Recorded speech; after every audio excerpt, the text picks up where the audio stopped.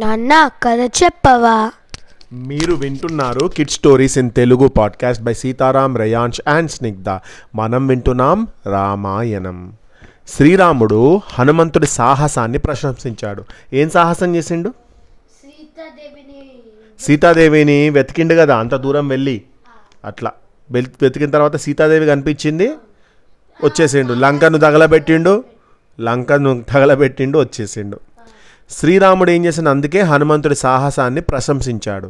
గరత్మంతుడికి, వాయుదేవుడికి, హనుమంతుడికి తప్ప ఈ మహాసముద్రాన్ని లంఘించడానికి, అంటే ఆ మహాసముద్రాన్ని దాటడానికి ఇతరులకు సాధ్యం కాదన్నాడు. అంటే గరత్మంతుడు, వాయుదేవుడు, హనుమంతుడు ముగ్గురే.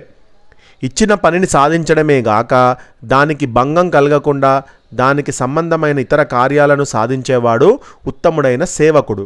కేవలం ఇచ్చిన పనినే నెరవేర్చేవాడెవరు అంటే మధ్యముడు. అంటే మంచి వర్కర్ ఎవరు అంటే ఇచ్చిన పని ప్రాపర్గా చేయాలి, అంతేకాకుండా దానికి ఇంకా దాంతోపాటు ఇంకేమైనా పనులుంటే దాన్ని కూడా చేయాలి. తనకు సామర్థ్యం ఉన్నా ఇచ్చిన పనిని పూర్తి చేయని వాడు అధముడు. టాలెంట్ ఉంది బట్ ఆ వర్క్ని చేయాలనేటువంటి ఇంట్రెస్ట్ అనేది లేకపోతే వాడెవడు? అధముడు అన్నట్టు. సీతాదేవి ఏం చేసింది?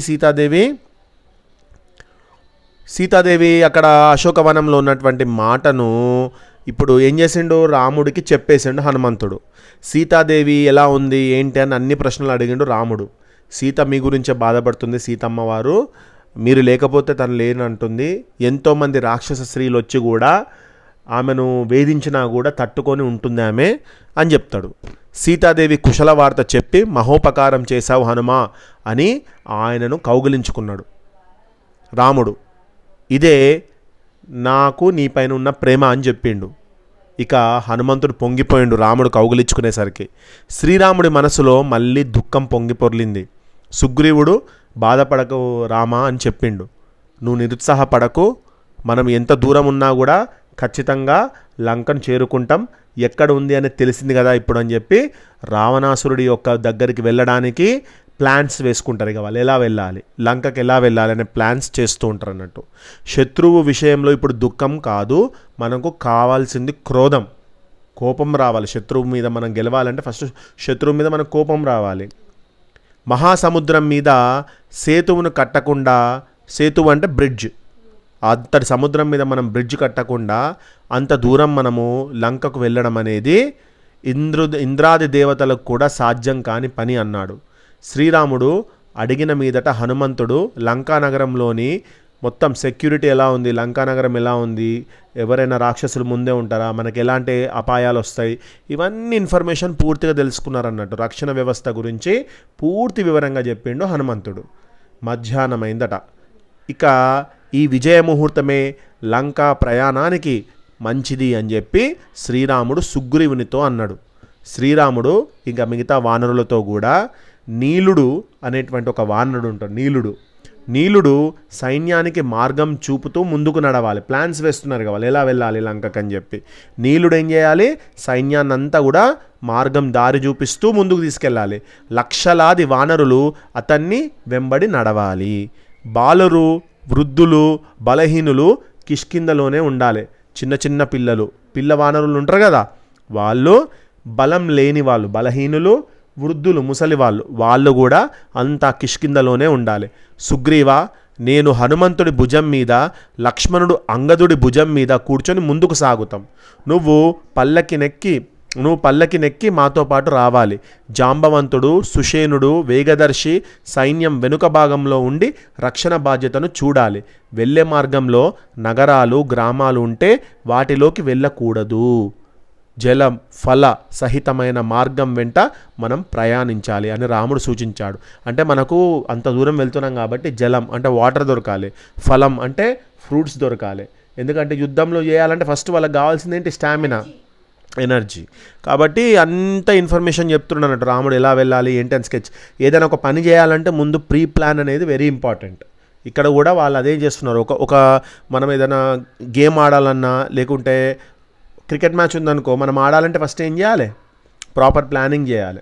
ఇక్కడ కూడా అంతే, ఏది ఆట ఆడాలన్నా ప్రాపర్ ప్లానింగ్ అనేది ఉండాలి. యుద్ధం చేయాలన్నా ప్రాపర్ ప్లానింగ్ అనేది ఉండాలి. అందుకే ఇవన్నీ కూడా చెప్పినట్టు చెప్తూ ఉంటే అందరూ కూడా సరే రామ మీరు ఏ విధంగా చెప్తే ఆ విధంగానే మేము చేస్తామని అందరికి కూడా ఉత్సాహం వచ్చేసింది.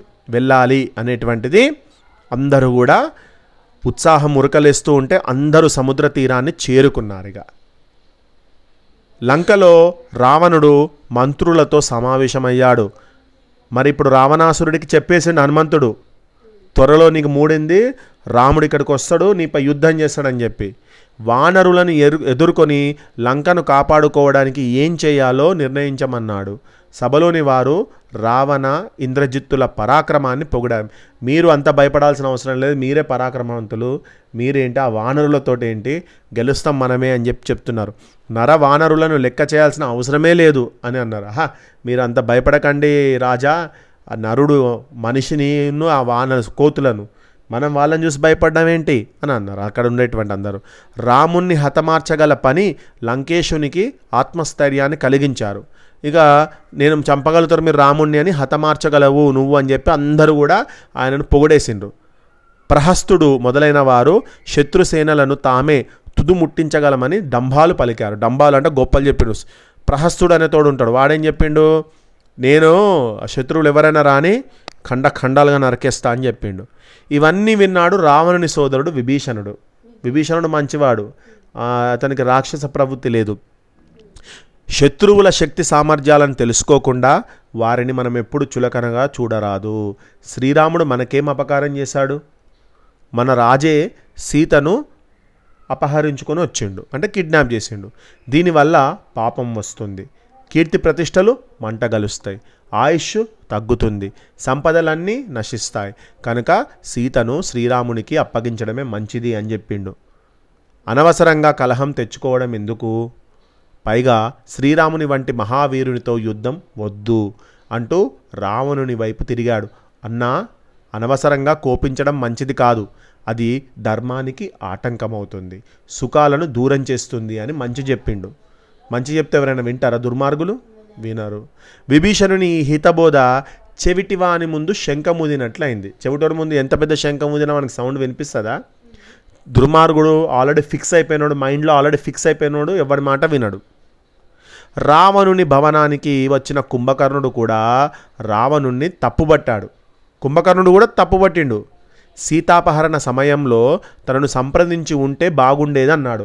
నువ్వు అనవసరంగా రావణ అన్నా, నువ్వు సీతను తీసుకొని వచ్చినావు, అది మంచిది కాదు అన్నట్టే చెప్పిండు కుంభకర్ణుడు కూడా.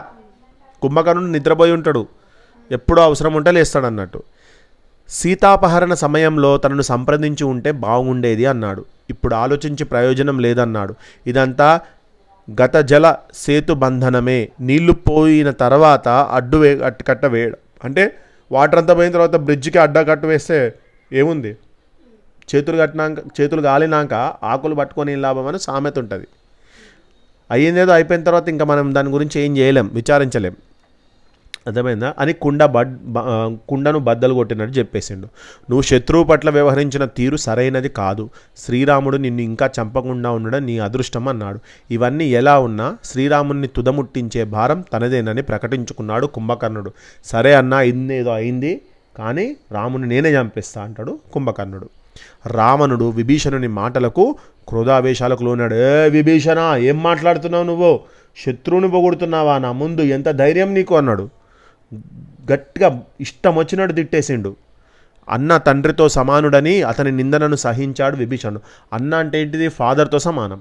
కాబట్టి సరే అని ఊరుకున్నాడు విభీషణుడు కూడా. కానీ రావణుని అధర్మ మార్గాన్ని మాత్రం ఎప్పుడు సమర్థించలేదు. ధర్మం వీడిన రావణుడి దగ్గర ఉండడం మంచిది కాదనుకొని విభీషణుడు నిర్ణయించుకున్నాడు.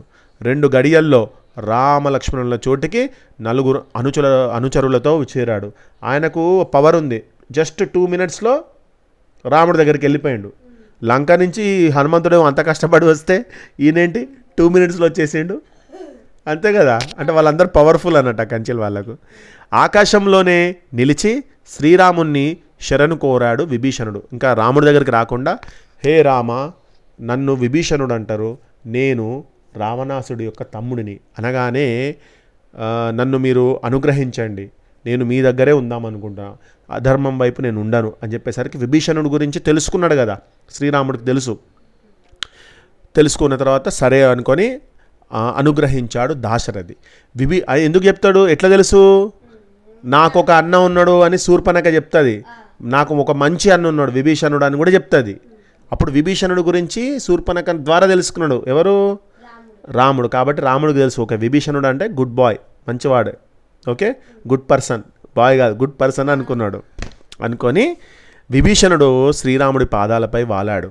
రావణుని విషయాలన్నీ సంక్షిప్తంగా చెప్పాడు, అంటే షార్ట్కట్లో చెప్పేసిండు. రావణుడు ఏంటి, రావణుడికి బలం ఏంటి, ఇవన్నీ చెప్పేసిండు. శ్రీరాముడు విభీషణునితో, నేను రావణుని బంధుమిత్ర సమేతంగా హతమార్చి నిన్ను రాజుని చేస్తాను, తమ్ముల మీద ఒట్టేసి చెప్పాడు శ్రీరాముడు. విభీషణుడితో చెప్పిండు అన్నట్టు. అక్కడ రావణు యొక్క బంధువులను అందరినీ చంపేసి నిన్ను రాజుని చేస్తా, ఈ పనిలో తాను యథాశక్తి సహాయపడగలను అని చెప్పి విభీషణుడు కూడా మాటిచ్చిండు.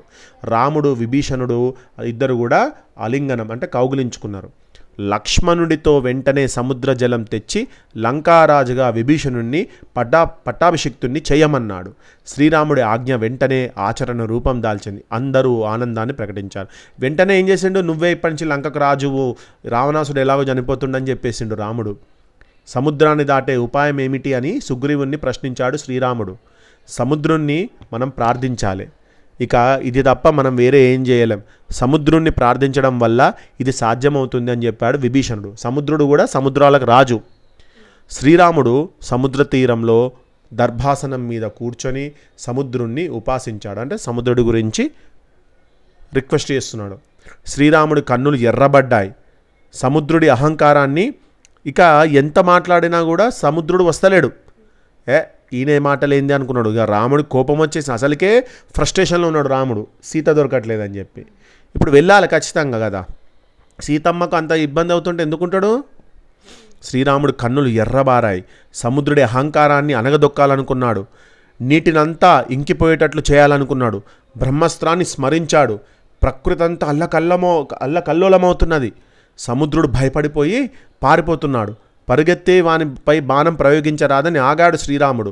సముద్రుడు దారికి వచ్చాడు. లంకకు వెళ్ళడానికి దారిస్తాను, నన్ను క్షమించండి అన్నాడు.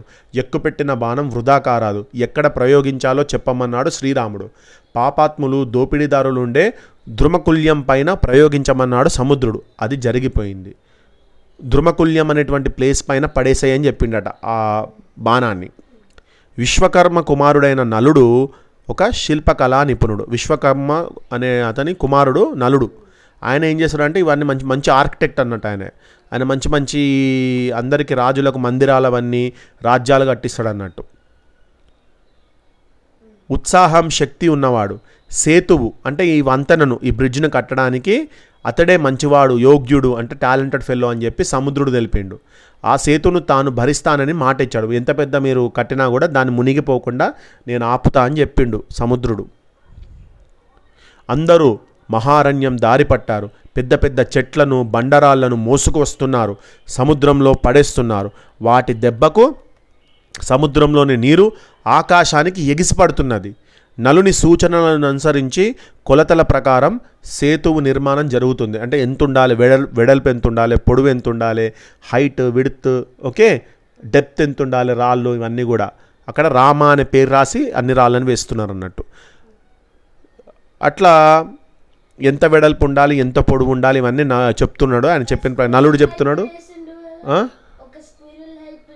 స్క్విరిల్ కూడా ఉంటుందట, బట్ ఈ స్టోరీలో స్క్విరిల్ అనేది లేదు. అది మనం ఎప్పుడైనా చెప్పుకుందాం ఆ స్టోరీ గురించి, అది మన ఈయన చెప్పిన దాంట్లో లేదు. ఓకే, శ్రీరామ లక్ష్మణులు సుగ్రీవునితో కలిసి ముందు నడుస్తున్నారు. సైన్యం వారి వెనక వస్తున్నది. సైన్యంలో కొందరు వెనక కూడా నడుస్తున్నారు. కొందరు సేతు మధ్య భాగంలో, మరికొందరు రెండు పక్కల నడుస్తున్నారు. ఇది మన ఆదిపురుష్ సినిమాలో ఎట్లా నడుస్తారు వాళ్ళు, మంగళకరమౌ అని పాట వస్తాయి కదా, రామ్ సియా రామ్, ఆ సినిమాలో ఊహించుకో అట్లా నడుచుకుంటూ వస్తున్నాను అన్నట్టు.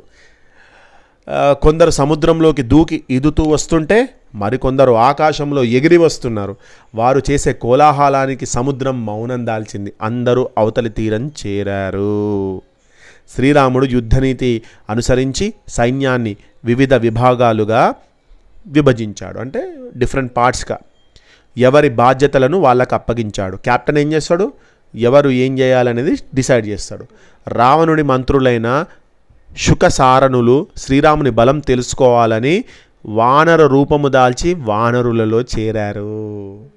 వాళ్ళు కూడా ఏం చేసిండట అంటే రావణుడి యొక్క మంత్రులైన శుకసారణులు, ఈ శుకసారణులు ఏం చేసిండ్రు, వచ్చిండ్రు మెల్లగా. వాళ్ళు కూడా మారువేషం వేసుకొని వానరుల్లాగా వచ్చేసిండట, అంటే మంకీస్ లాగా తయారైన వాళ్ళు కూడా. విభీషణుడు వాళ్ళను గుర్తించి శ్రీరాముడి ఎదుట నిలిపాడు. క్షమించాడు శ్రీరాముడు. తమను గురించి ఇంకా ఏమన్నా తెలుసుకోవాలంటే అడ్డు లేదని వాళ్ళకు చెప్పాడు. సీతను వెంటనే అప్పగించకపోతే తన చేతిలో చావు తప్పదని రావణుడికి చెప్పవలసిందిగా సూచిస్తూ శుకసారణులను పంపించి వేశాడు. వారు వెళ్ళి ఇక్కడ విషయాలన్నీ పొల్లుబోకుండా రావణుడికి తెలిపారు. రావణ వచ్చేసిండ్రు శ్రీరాముడు అండ్ వానరులందరూ కూడా. విభీషణుడు మీ తమ్ముడు వాళ్ళ దగ్గరే ఉన్నాడు, మమ్మల్ని పట్టించిండు రాముడికి, మొత్తం జరిగిన స్టోరీ అంతా చెప్పేసిండు. రాముడి దగ్గర మమ్మల్ని విడిచిపెట్టిన. మరి తర్వాత ఏం జరిగిందనేది నెక్స్ట్ పాడ్కాస్ట్లో విందాం.